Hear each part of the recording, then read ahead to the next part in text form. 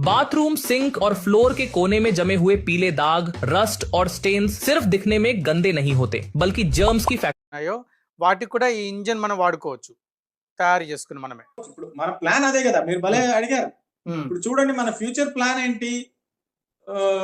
తేజస్సు, ఆ, ఏఎంసీఏ, నేవీకి కావాల్సిన ట్విన్ ఇంజన్, ఉమ్,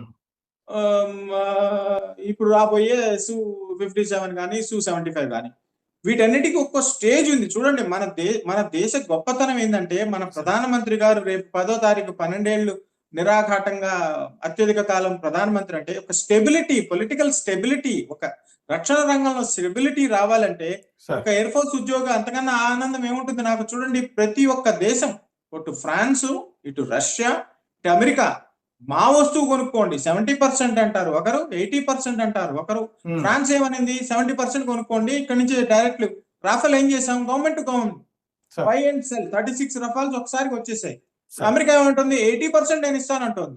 రష్యా ఏమంటుంది? 100% మీకు. అంటే మన గొప్పతనం చూడండి, మన డబ్బులు అందరికీ అవసరం, మనతో స్నేహబంధం అందరికీ అవసరం.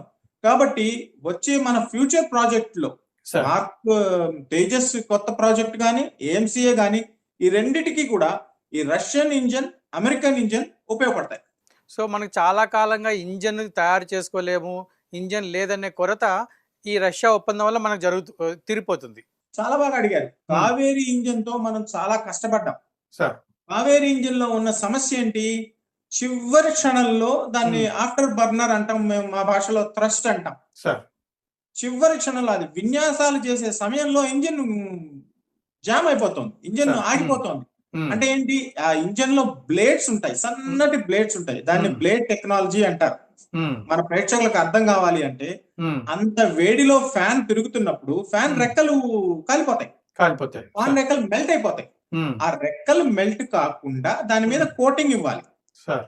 ఇవేవి మనకు ఫ్రాన్స్, రష్యా, అమెరికా ఇవ్వాల. దానివల్ల ఏమైంది? కావేరీ ప్రాజెక్ట్ ఇంజన్ తేజస్ లో పెట్టలేకపోయాం.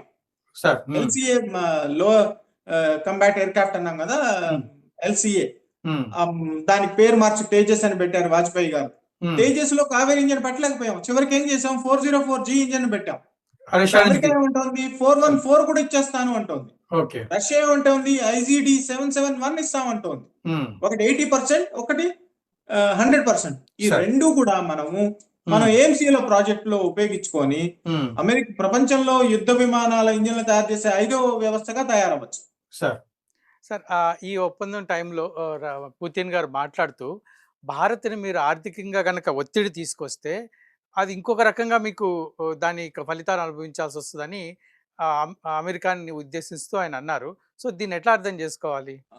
పుతిన్ గారికి చాలా కష్టాల్లో ఉన్నారు. పుతిన్ గారు, ఆయన రష్యా, ఆయన యుఎస్ఎస్ఆర్ అనుకుంటే సరిపోదు. ఒకప్పుడు ఏందది, union of Soviet socialist republics కదా అని అనుకుంటున్నా. కాదు, ఆయన రష్యా. వాళ్ళకి ఆర్థిక సమస్యలు చాలా ఉన్నాయి. యుక్రెయిన్ యుద్ధంతో బాగా నష్టపోయారు, ప్రపంచ వ్యాప్తంగా ఆంక్షలు ఎదుర్కొంటున్నారు. కాబట్టి ఆయన దౌత్యపరంగా డిప్లొమాటికలీ ఇండియా గురించి మంచి మాటలు చెప్పడంలో తప్పు లేదు, నంబర్ 1.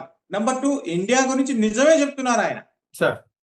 ఎందుకంటే ప్రపంచంలో ఆర్థిక వ్యవస్థల్లో నిలకడగా తట్టుకుంటూ, అంటే మనకంటూ సమస్యలు లేవని కాదు, మనం ఉన్న సమస్యలు మనం అధిగమిస్తూ, మన పావర్టీని, మన కోవిడ్ ని, మన పాకిస్తాన్ తో ఉన్న యుద్ధాన్ని, చైనాతో ఉన్న యుద్ధాన్ని, గాల్వన్ని, ఆర్థిక ఇవన్నీ తట్టుకుంటూ మనం ముందుకు వెళ్తున్నాం. అంటే ఒక దేశాధినేతగా 26 సంవత్సరాలుగా దేశాధ్యక్షుడిగా ఉన్న వ్యక్తికి తెలియని విషయాలు కాదు.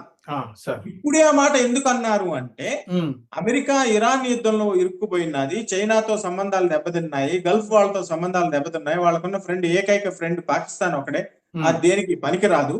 సో రష్యా ఈ మాట అంటుంది అంటే, మీరు భారత్ ని ఎక్కువగా కష్టపెట్టకండి, లేకపోతే మీకే నష్టం, ఎందుకంటే భారత్ మార్కెట్ అమెరికాకు దొరకదు అని ఆయన అర్థం. సరే, అయితే ఈ ఈ సమయంలో మనకి ఎక్కడ అమెరికాతో ఒక ట్రేడ్ డీల్ జరగబోతున్నాయి, వరుసగా జరుగుతున్నాయి. సో ఈ సమయంలో పుతిన్ గారు అనడంలో అంటే ఆయన ఆంతర్యం ఏంటి? అంటే భారత్ అంటే రష్యాకున్న సంబంధాలు ఒకసారి గుర్తు చేయడమా, లేకపోతే దీని మీద అమెరికాతో మనకున్న సంబంధాలు, లేకుంటే జరగబోయే ట్రేడ్ డీల్ పైన దీని ప్రభావం అయినా పడుతుందా పుతిన్ గారు అన్న మాటలు? మీరు చూడండి సార్, మనం హైవేలో ప్రయాణిస్తుంటాం, కారులో. సార్. హోటల్స్ వరుస పెట్టి హోటల్స్ ఆగుంటాయి. ఉమ్. హోటల్ బయట ఒక జెండా పట్టుకొని ఊపుతూ ఉంటాడు, రండి రండి రండి అని అవును సార్. భోజనం కోసం. ఏ హోటల్లో ఆగి మనం భోజనం చేస్తాం మన నిర్ణయం. ఈ సార్. రెండు కూడా అలాగే ఉన్నాయి. రష్యా గాని అమెరికా గాని ఉమ్. మనం వేగంగా దూసుకుపోతున్న కారు మనం. సార్. అది లేటెస్ట్ 4x4 కాకపోయినా అట్లీస్ట్ 4x2 కార్ లో ఉన్నాం మనం. ఉమ్. రష్యాకు డబ్బులు అవసరం, యుద్ధంలో Hmm. బాగా నష్టపోయినది, వాళ్ళ మీద ఆంక్షలు ఉన్నాయి, వాళ్ళ పెట్రోల్ వాళ్ళు అమ్ముకోలేకపోతున్నారు, వాళ్ళ ఆయిల్ అమ్ముకోలేకపోతున్నారు, వాళ్ళ పైప్ లైన్స్ అన్ని ఆగిపోయినాయి, వాళ్ళ అకౌంట్లన్నీ స్తంభించిపోయినాయి. సార్. వాళ్ళకి మన డబ్బు అవసరం. అమెరికాకు కూడా మేక్ అమెరికా గ్రేట్ అగైన్ అనే దానికి మన డబ్బులు అవసరం. మన దేశంలో ఇన్వెస్ట్మెంట్ పెట్టాలి, మన దేశంలో ఉన్న టెక్నాలజీ వాళ్ళకి కావాలి, మన దగ్గర ఉన్న ఇంజనీర్లు అక్కడ పోయి పనిచేయాలంటే అమెరికాకు అవసరం ఉంది. సార్. మరీ ఎక్కువగా అమెరికా మనం ప్రెషర్ చేసింది అనుకోండి, ఏం చేస్తాం మనం? అమెరికాకు పంపించాం అంతే కదా. అంతే. ఉమ్. కెనడాకు పంపిస్తాం. మన పోయి కెనడాతో ఒప్పందం చేసుకుని వచ్చారు ప్రధానమంత్రి గారు. ఆయన ఏం ఖాళీగా ఇంట్లో కూర్చోరు. యూఏతో పోయి ఒప్పందం చేసుకుని వచ్చారు, సార్. నార్డిక్ కంట్రీస్ తో పోయి ఒప్పందం చేసుకుని వచ్చారు. ఇవన్నీ ఒక దేశాధ్యక్షుడిగా గమనించే పుటిన్ గారు ఈ మాట అన్నారని అనుకుంటున్నాను. సార్ సార్ ఇప్పటి వరకు మనకి ప్రపంచంలో నమ్మదగ్గ మిత్రుడు రష్యానే. చాలా కాలం నుంచి మనతోటి కలిసి ప్రయాణం చేస్తున్నాడు, మనకు అందరికి తెలిసిన విషయమే. సో ఇక మీదట అంటే ఈ డీల్ తర్వాత మనకి రష్యాకి ఎలా ఉండబోతున్నాయి సంబంధాలు? ఈ డీల్ నాకు తెలిసినంత వరకు ఫైనల్ స్టేజెస్ లో ఉంది, ఇంకా ముగింపు పలకలేదు దీనికి. దీనివల్ల ఏంటంటే ఇప్పుడు మీకు గుర్తుండే ఉంటుంది, ఉమ్. రఫేల్ మొదట మనం 126 కొనాలనుకున్నాం, తర్వాత గవర్నమెంట్ టు గవర్నమెంట్ 136కు ఇమీడియట్ గా కొనాల్సి వచ్చింది. సార్. ఎందుకంటే వాళ్ళు చేసిన పని ఇదే, మేము 70% అన్నారు కాబట్టి మనం చేయలేకపోయాం. ఉమ్. రష్యాతో కూడా ఆ డీల్ గా మనం పూర్తిగా ముందుకెళ్ళిపోయాం అనుకోండి, మన ఏఎంసీఏ వెనక్కి వెళ్ళిపోతుంది. ఓకే. రష్యా కూడా చాలా తెలివైన దేశమే కదా. వాళ్ళంతా వాళ్ళ దేశానికి కావాల్సిన లాభాలు మన దగ్గర తీసుకుంటారే కానీ వాళ్ళకి మనం ఎదగాలని వాళ్ళకి కూడా కోరిక ఉండదు. అవును sir. Is a friend no doubt, is a valuable friend no doubt, but is also a competitor. Number 4 లో ఉన్నవాడు నంబర్ 5 తో ఎలా ఫ్రెండ్షిప్ చేయగలడు? చేయలేడు. సో తను ఏం చేస్తున్నాం, మనం ఏం చేస్తున్నాం, నేను అనుకునేది ఏంటంటే టెంపరీగా మనం రాఫెల్ కొన్నట్టు కొంటామేమో దీన్ని. ఒక 2 స్క్వాడ్రన్లు అంటే ఎంత, మాకు స్క్వాడ్రన్ లో కనీసం 14 నుంచి 15 విమానాలు కావాలి స్క్వాడ్రన్ కి. ఒక 2-3 స్క్వాడ్లు కొన్నాం అనుకోండి, ఈ 4-5 ఏళ్ళు జరిగిపోతుంది. ఎప్పటి వరకు? మన ఏఎంసీఏ వచ్చేంత వరకు. ఏఎంసీఏ వచ్చింది అనుకోండి, మన ఇంజను, మన విమానం, మన ఏవియానిక్స్, మన ఏఐ, మందే సామ్రాజ్యం. దాన్ని ఏమంటారు, వికసిత్ భారత్ 2047. సార్ అయితే ఈ మీరు చెప్పిన దాన్ని బట్టి నేను ఒకటి అనుకుంటున్నా, అది ఎంతవరకు వాస్తవం మీరు చెప్పాలి. మనం ఎప్పుడైతే మన పుట్టపర్తిలో మన యూనిట్ స్టార్ట్ అయ్యి అది ముందుకు వెళ్తుందో ఆ దాంట్లోనే ఎలాగా వాళ్ళు తయారు చేసుకున్నారు కాబట్టి మనం కొంచెం ముందుకు వెళ్దామని రష్యా రావడమేనా? అంతే కదా, మనోభావాలు తీవ్రంగా దెబ్బతిన్నాయి అందరికి. రష్యాకి, అమెరికాకి, ఫ్రాన్స్ కి ఎవరెవరే వీళ్ళు నిర్ణయం చేసినప్పుడు ఒక దేశ ప్రధానిగా, ఒక దేశ రక్షణ మంత్రిగా, ఒక రాష్ట్ర ముఖ్యమంత్రిగా అంత ఖర్చు పెట్టి ఒక నిర్ణయం తీసుకోవడం అనేది సాహసోపేత నిర్ణయం. ఈ 3 దేశాలకి అర్థమైపోయింది, ఓరే వీళ్ళు మమ్మల్ని లేకుండానే చేసేస్తున్నారు అని చెప్పి ఇప్పటికిప్పుడు వాళ్ళు పరిగిస్తున్నారు. సాఫ్రన్ అనే కంపెనీ ఉంది, ఫ్రాన్స్ కంపెనీ ఒకటి ఉంది, తర్వాత డాసో ఏవియేషన్ ఉంది, వీళ్ళు జీ ఎలక్ట్రానిక్స్ ఉన్నారు, జనరల్ ఎలక్ట్రిక్స్, తర్వాత సుకోయ్ ఉంది, తర్వాత ఇంకో ఐజీడే వాళ్ళు రష్యా వాళ్ళు ఉన్నారు. వీళ్ళందరూ ఏమంటున్నారు, మా Su-57 తీసుకోండి, Su-75 100%, G414 తీసుకోండి 80%, ఫ్రాన్స్ ఏమంటుంది 70%. వీళ్ళందరికీ అర్థమైపోయింది వీళ్ళని either with you or without you అనే పాలసీలో ఇండియా చాలా స్ట్రాంగ్ గా ముందుకెళ్తోంది. ప్రపంచంలో ఈ కండిషన్ అన్ని దేశాలకు లేవు కదా. ఇప్పుడు చైనా ప్రజాస్వామ్య వ్యవస్థ కాదు, వాళ్ళంతా కట్ అండ్ కాపీ పేస్ట్ వ్యవహారాలు, చీప్ గా తయారు చేస్తారు, రిలయబిలిటీ ఉండదు. మొన్న ఆపరేషన్ సింధూర్ లో చూసాం.